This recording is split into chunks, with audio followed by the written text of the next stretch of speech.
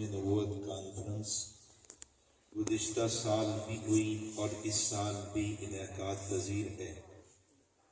گزشتہ سال ہمارے دوست بلکہ محسن دوست جناب محترم عرفان محمود برق صاحب جو تحفظ ختم نبوت کے عنوان پر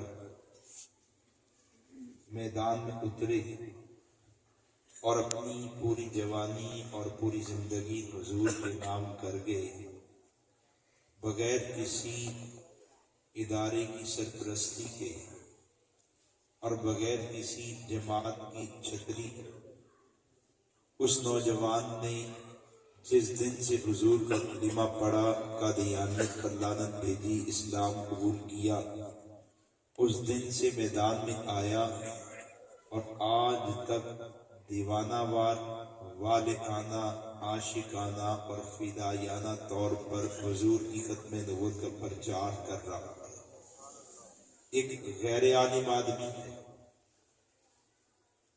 عالم نہیں ہے، مفتی نہیں ہے، بظاہر آپ دیکھیں تو آپ کو دیکھنے میں ایک سادہ سا عام مسلمان لگتا ہے، لیکن اندر کی تڑپ نے اس کو کیسے قبول کروایا کہ اب تک اس کے ہاتھ پر تقریباً 1000 قادیانی مسلمان ہو چکے ہیں۔ سبحان اللہ۔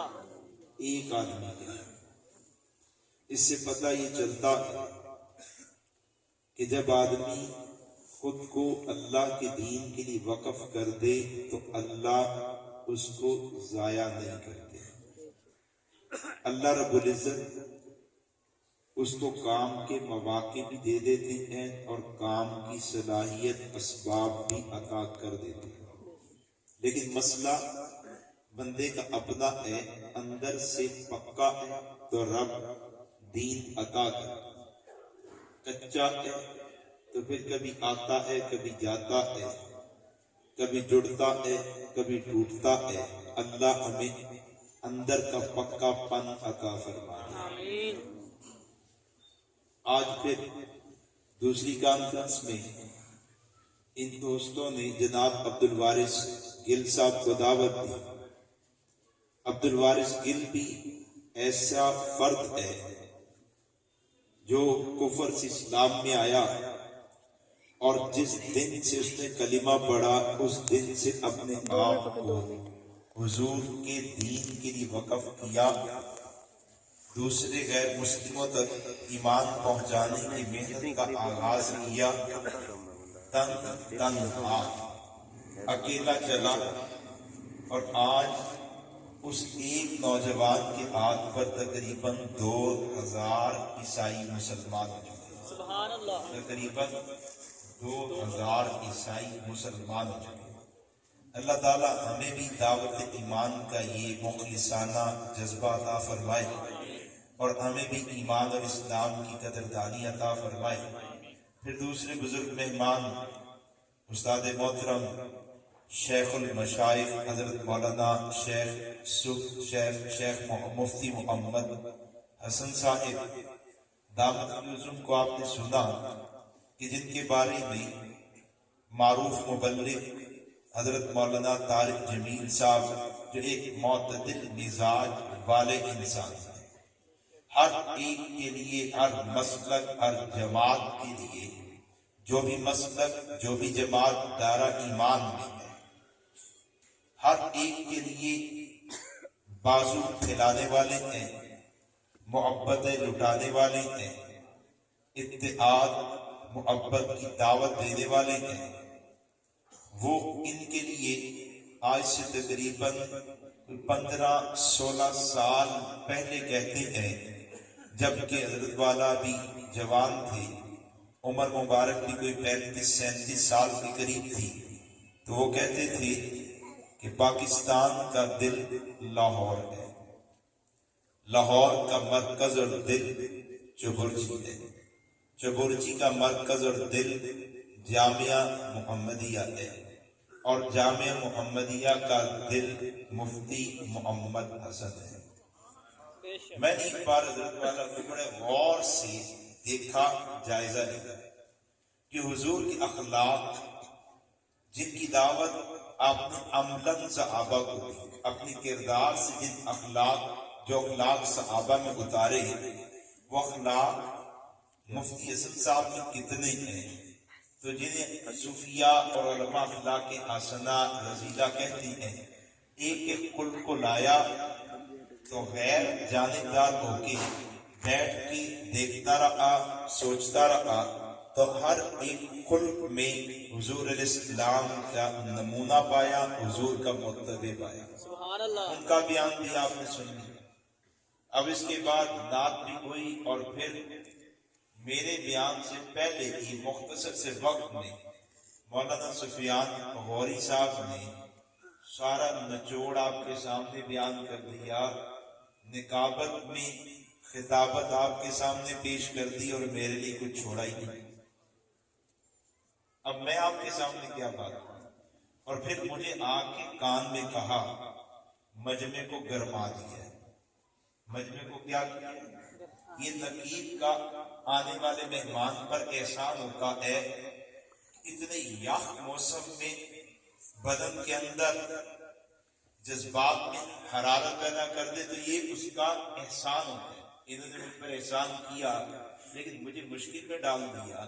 اب جب ان کی گفتگو کے بعد میں بات کروں گا تو آپ کے لیے تو سادہ سی بات تھی، ان کے لیے ہمیں کھڑا کر دیا۔ ویسے تو مجھے بڑا بوجھ محسوس ہوا، آپ تو کھڑے ہو گئے، مجھ سے تو کھڑا بھی نہیں ہوا گیا، اتنا شرمندہ ہوا میں بہت شرمندہ ہوا، روکنا چاہتا تھا لیکن وہ اپنی بات کہہ گئے۔ تو بہرحال انہوں نے عزت دی، آپ نے محبت دی، عزت دی، میں اس پر آپ کا شکریہ ادا کرتا ہوں کہ اللہ آپ کو حقیقی عزت عطا فرما دے۔ جب آپ کسی کو عزت دیتے ہیں تو اللہ آپ کو عزت دیتے ہیں، جب آپ کسی کو خوشی دیتے ہیں تو اللہ آپ کو خوشی دیتے ہیں، جب آپ کسی کو مال دیتے ہیں تو اللہ آپ کو مال دیتے ہیں۔ اللہ کی سنت ہے کہ اللہ کا بندہ جو چیز تقسیم کرتا ہے اللہ وہ اس کے لیے زیادہ کرتا ہے۔ مال تقسیم کرنے والا ہے تو مال زیادہ ہوتا ہے، خوشیاں بانٹنے والا ہے تو خوشیاں زیادہ ہوتی ہیں، علم عمل دین بانٹنے والا ہے تو علم عمل دین زیادہ ہو جاتا ہے۔ اللہ آپ کی عزتوں میں اضافہ فرما دے۔ ایک طرف تو مولانا نے مجھے ماحول ایسا دیا کہ میں بھی آپ سے جذباتی انداز میں گفتگو کروں، لیکن دوسری طرف میرے میزبان مولانا ساجد صاحب انہوں نے کہا کہ آپ نے کارگزاریاں بیان کر دیں، کام کی کارگزاری۔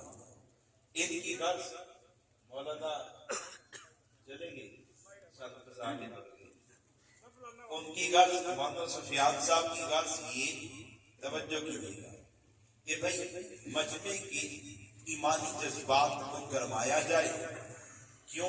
تاکہ یہ لوگ اپنا مال، اپنی جان، اپنی صلاحیت، اپنے اوقات قریب آقا امام الانبیاء کی عزت حرمت ختم نبوت پر فدا کرنے والے ہوتے ہیں، یعنی لٹانے والے ہوتے ہیں۔ کارگزاری کی دعوت کیوں؟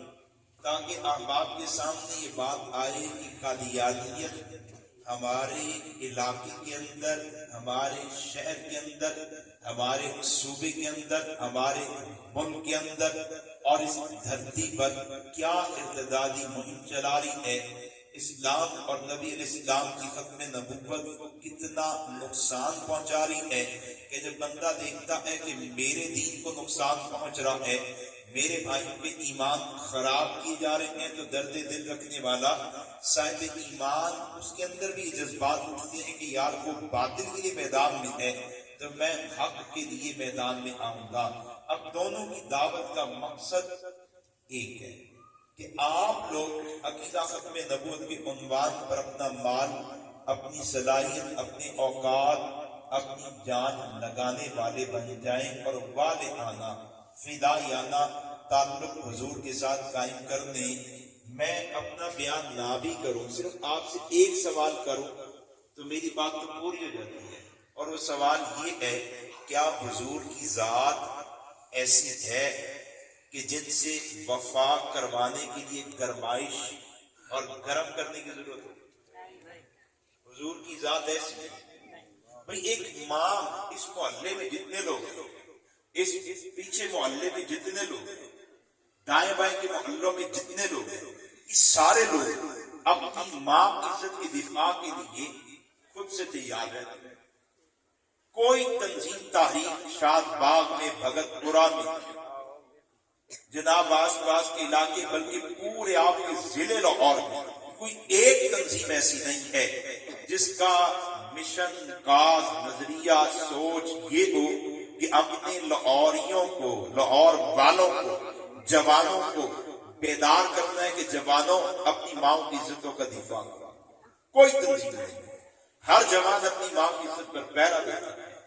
کوئی ایک تنظیم نہیں ہے جس کا مشن، نظریہ، سوچ کہ یہاں کے رہنے والوں کو بیدار کرنا ہے، ابھارنا ہے، جذبات بنانے ہیں تاکہ وہ اپنی بہن، بیٹی، بیوی کی عزت کا دفاع کریں.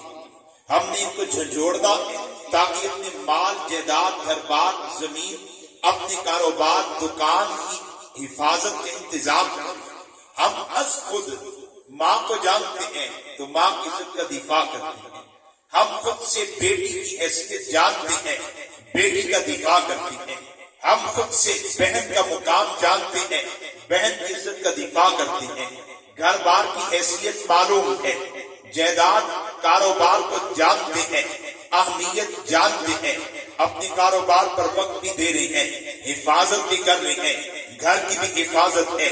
ان کو پہچان ہے، مجھے آپ کو پہچان ہے ماں کی عظمت کی تو ماں کا دفاع، بہن کی عظمت کی بہن کا دفاع، بیٹی کی عظمت کی بیٹی کا دفاع، مال پیسے کی اہمیت کی تو مال پیسے کا دفاع، اپنی جان، اپنی عزت کی تو اپنی عزت اور جان کا دفاع. اپنی پہچان ہے، اپنے تعلق والوں کی پہچان ہے تو ہمیں بیدار کرنے کی ضرورت ہی کوئی نہیں.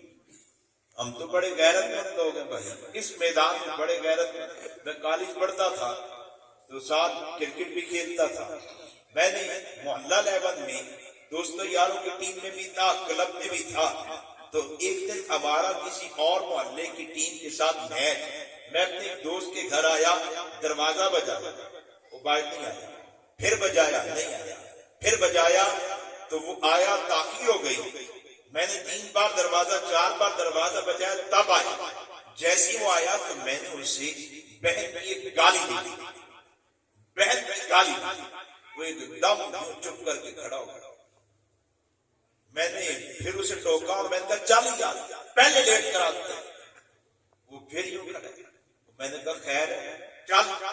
تو مجھے کہنے لگا مدیر تو منو بہن دی گال کٹی. تو آگے سے حماقت، بے وقوفی دیکھیں کیسی ہے.